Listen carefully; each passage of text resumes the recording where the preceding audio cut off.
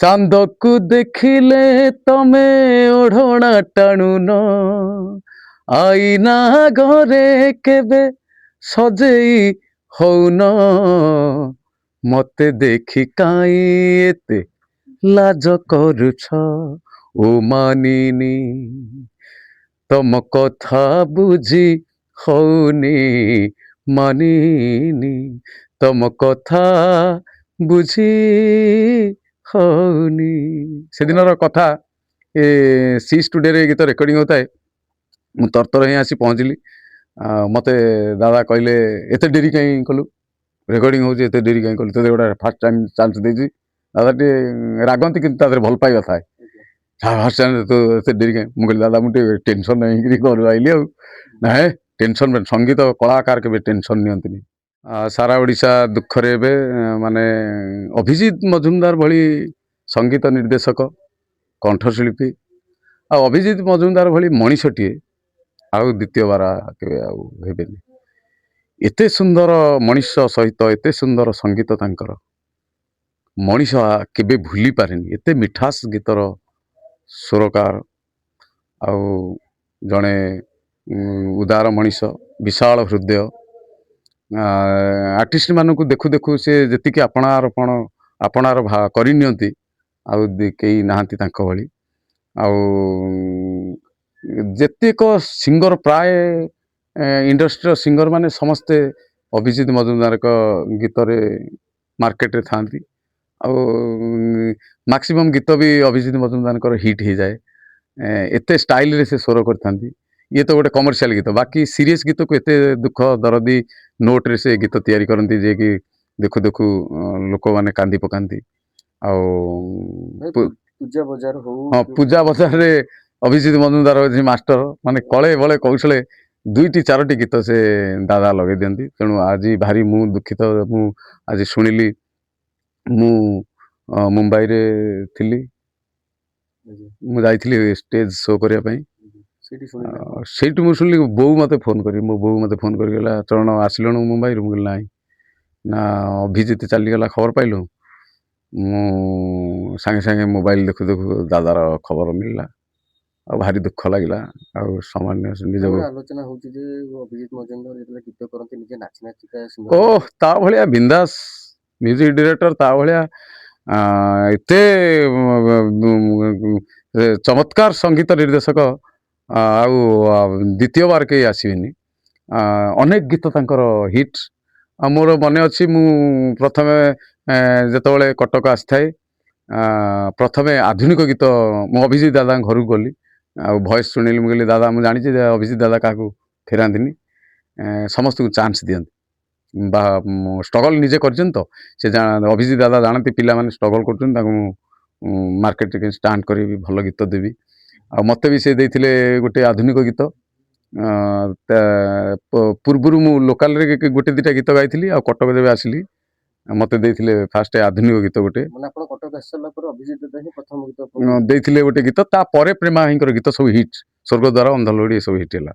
ଆଉ ଅଭିଜିତ ଦାଦା ସେତେବେଳେ ଫାଷ୍ଟ ଆସୁ ଆସୁ ମୋତେ ଆଧୁନିକ ଗୀତ ଦେଇଥିଲେ। ଚାନ୍ଦକୁ ଦେଖିଲେ ତମେ ଓଢ଼ଣା ଟାଣୁନ, ଆଇନା ଘରେ କେବେ ସଜେଇ ହଉନ, ମତେ ଦେଖି କାଇଁ ଏତେ ଲାଜ କରୁଛ ଓ ମାନିନୀ, ତମ କଥା ବୁଝି ହଉନି ମାନିନୀ, ତମ କଥା ବୁଝି ହଉନି। ସେଦିନର କଥା ସି ଷ୍ଟୁଡ଼ିଓରେ ଗୀତ ରେକର୍ଡିଂ ହେଉଥାଏ। ମୁଁ ତରତର ହିଁ ଆସି ପହଞ୍ଚିଲି। ମୋତେ ଦାଦା କହିଲେ ଏତେ ଡେରି କାହିଁ କଲୁ, ରେକର୍ଡିଂ ହେଉଛି ଏତେ ଡେରି କାହିଁ କଲୁ, ତୋତେ ଗୋଟେ ଫାର୍ଷ୍ଟ ଟାଇମ୍ ଚାନ୍ସ ଦେଇଛି। ଦାଦା ଟିକେ ରାଗନ୍ତି କିନ୍ତୁ ତା ଦେହରେ ଭଲ ପାଇବା ଥାଏ। ଫାର୍ଷ୍ଟ ଟାଇମ୍ ତୁ ଏତେ ଡେରି କାହିଁ, ମୁଁ କହିଲି ଦାଦା ମୁଁ ଟିକେ ଟେନସନ୍ ନେଇକିରି ଘରୁ ଆଇଲି ଆଉ। ନାଇଁ ଟେନସନ୍, ସଙ୍ଗୀତ କଳାକାର କେବେ ଟେନସନ୍ ନିଅନ୍ତିନି। ଆଉ ଦେଖ ଏତେ ସୁନ୍ଦର ଗୀତଟିଏ ତୋ ପାଇଁ ବନେଇଛି, ଟେନସନ୍ କୁଆଡ଼େ ଉଡ଼ି ପଳେଇବ। ସତକୁ ସତ ଏଇ ଗୀତ ଗାଇଥିଲି। ଆଜି ମନେ ପଡ଼ୁଛି ଦାଦାଙ୍କର ଅନେକ ସ୍ମୃତି ଆଉ ଅନୁଭୂତି। ମାନେ ଯେବେଠୁ ଦାଦା ପଡ଼ିଲେ ମେଡ଼ିକାଲରେ ଭାରି ଦୁଃଖ ଲାଗୁଥାଏ। ମେଡ଼ିକାଲ ପାଖକୁ ଥରେ ଯାଇଥିଲି, ମୁଁ ଦେଖା କରିଥିଲି।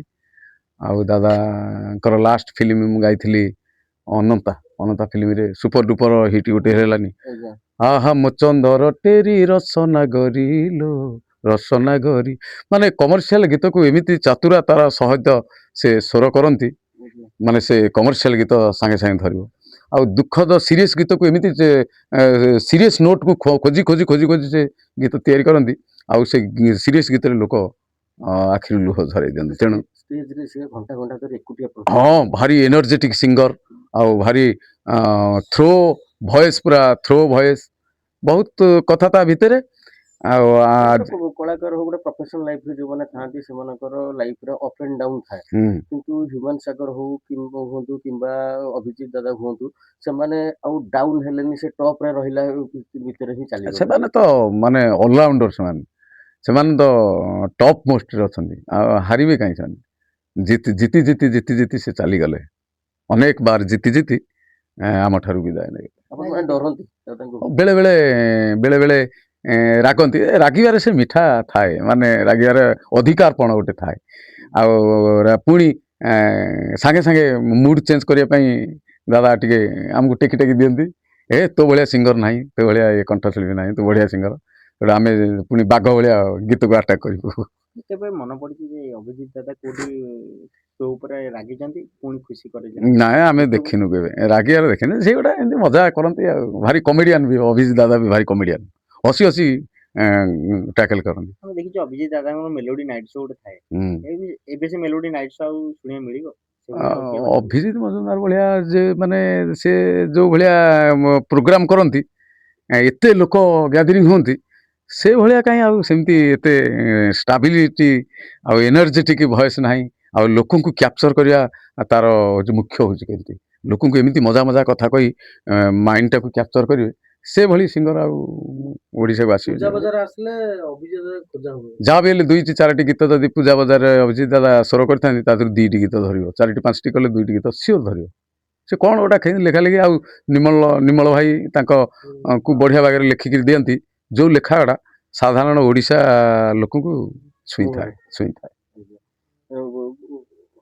ଗୋଟେ ଚର୍ଚ୍ଚା ହୁଏ ଅଭିଜିତ ଆଉ ପ୍ରେମାନନ୍ଦ ଗୋଟେ ଟକ୍କର ଥାଏ। ନା ଟକ୍କର ଫକର କିଛି ନାହିଁ। ମୁଁ ଅତି ନିଜର ଲୋକ। ନାଇଁ, ମୁଁ ଦେଖିଛି କେତେଥର ପ୍ରେମା ଭାଇ ଆଉ ଅଭିଜିତ ଦାଦା ଭାରି ହସ ମଜା କମେଡି କରି ଖଟି କରନ୍ତି।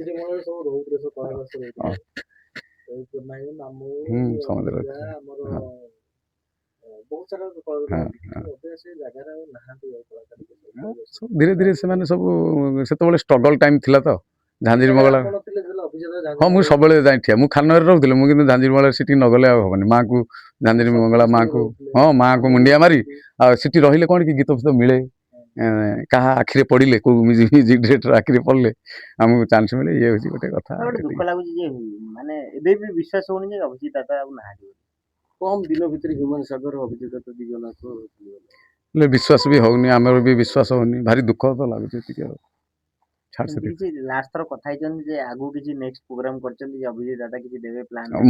ଯେ ଲାଷ୍ଟ ଫିଲ୍ମ ଯେତେବେଳେ ଗାଇଥିଲି ତାଙ୍କର, ମତେ କହିଲେ ଦାଦା ପୁଣି ଚରଣ ତୁ ଆହୁରି ଏବେ ବି ବହୁତ ଫିଲ୍ମରେ ଗାଇବୁ, ଏବେ ତୋ ପାଇଁ ଗୀତ ତିଆରି କରୁଛି କହିଥିଲେ ଆଉ। ଶେଷ ଥର କ'ଣ କଥା ହେଇଥିଲେ? ହଁ, ଏଇ କଥା ତ। ଦାଦା କହିଲେ ଚରଣ ଏଇ ଗୀତଟି ଭଲ ଗାଇଲୁ, ଅନ୍ତା ଫିଲ୍ମରେ ଗାଇଥିଲି, ବଢିଆ ଲାଗିଲା। ଆଉ ଯେତେବେଳେ ଗୀତ ଜୋରରେ ହିଟ୍ ହଉଥାଏ ଦାଦା ମତେ ଫୋନ କରିଥାଏ, ଚରଣ ଭିଉ ଏତେ ଗଲା, ବହୁତ ପପୁଲାର ହେଲା, ଆମେରିକାରୁ ଫୋନ ଆସିଛି, ଲଣ୍ଡନରୁ ଫୋନ ଆସିଛି ତୋ ଗୀତ ପାଇଁ, ବଢିଆ ଗାଇଛୁ, ଏସା କରୁଛୁ। ସଙ୍ଗୀତ ଗାଇବା ଆଉ ସ୍ୱର କରିବା, ତାଙ୍କର ସେତିକିରେ। ଭଏସ ଭାରି ଦରଦି। ବାବା 15-17 ଗୀତ ଗାଇବି। ହଁ, ନଷ୍ଟ ଆମେ ଗାଉ ଆଉ। ଲୋକ ଖୋଜନ୍ତି ଟିକେ, ଆମେ ଗାଇ ଦେଇ ଚାଲୁ। ହଁ, ଭାଇ କିଛି ଆଗକୁ ପ୍ଲାନିଂ ହେଇଥିଲା ଯାହା ଅଧୁରା ରହିଗଲା? ପ୍ଲାନିଂ, ଚରଣ ଭାଇ ଆଉ ଅଭିଜିତ ଦାଦା, ହଁ, ସେ ମତେ କହିଥିଲେ ଆଗରୁ କେତେଟା ଗୀତ ମୋ ପାଇଁ ଗୀତ ତିଆରି କରିବା ପାଇଁ, ଆଉ ହେଇନି, ବନ୍ଦ ହେଇଗଲା। ଆଉ ମୋର ସେ ଭାଗ୍ୟ ଖରାପ ଆଉ। ଆଜ୍ଞା, କେମିତି ଦାଦା ତ ସରିଗଲେ, ଦାଦା ନାହିଁ, ଆମକୁ ଦୁଃଖ ଦେଇ ଚାଲିଗଲେ ଦାଦା।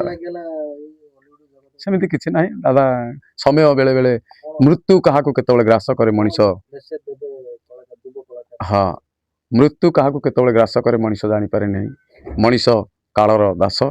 ତେଣୁ ମହାପ୍ରଭୁ ଏତିକି କରନ୍ତୁ, ଦାଦା ବୈକୁଣ୍ଠ ପ୍ରାପ୍ତି ହୁଅନ୍ତୁ, ଜଗନ୍ନାଥଙ୍କ ପାଦ ତଳେ ରୁହନ୍ତୁ। ଏତିକି ହେଉଛି ଘଟଣା।